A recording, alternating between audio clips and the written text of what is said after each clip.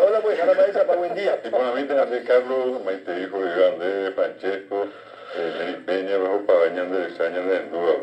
Hoy es, como dijiste, Carlos, el inicio del invierno Araro. Araro. Sí, y también solsticio de invierno, Día Mundial del Sol, Día Mundial del Skate, Día Internacional del Yoga, Día Mundial de la Hidrografía, Día Mundial de la Jirafa, Ay, jefe. el Día Mundial del Selfie. Mira. ¿Sí? Ya pueden selfie, igual. Selfie, Ahora ya.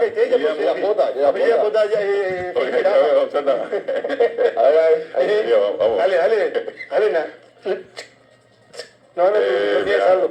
Ahora hay que hacer así, Carlos, no hay más que hacer así. Viste que antes se hacía en cámara selfie. Ahora hay que hacer, mira, hay que quitar así ahora. ¿Y siempre se puede? No, antes se hacía Ah, así. mira, es cierto, tenés razón. Ahora sí. ¿Y por qué eso? Porque nos pierde resolución, genera mejor resolución. Eso es lo que le falta al Tribunal de Superior y a la Dirección Nacional de Contratación. Resolución urgente. Para que se puedan comprar las máquinas. Sí, señor. Perdón, Mojara. También es Día Mundial de llevar al perro al trabajo. Voy a hacer eso. Atila y a Ciro. ¿Qué tal Atila y Ciro? Desastre iban a hacer acá. Desastre. También es Día Mundial de la Ancianidad. Y algo interesante, un día como hoy nacía un grande del Paraguay, como sin duda lo fue, lo seguirá siendo, Luis Alberto del Paraná. Nacía como un día como hoy.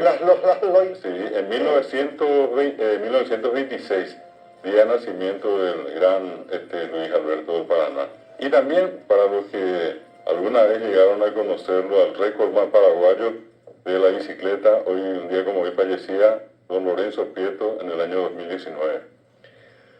¿De bicicleta? De bicicleta. Sí, que sí, hacía, famoso, sí, récord. récord. Oye, para Lorenzo Prieto, sí, señor.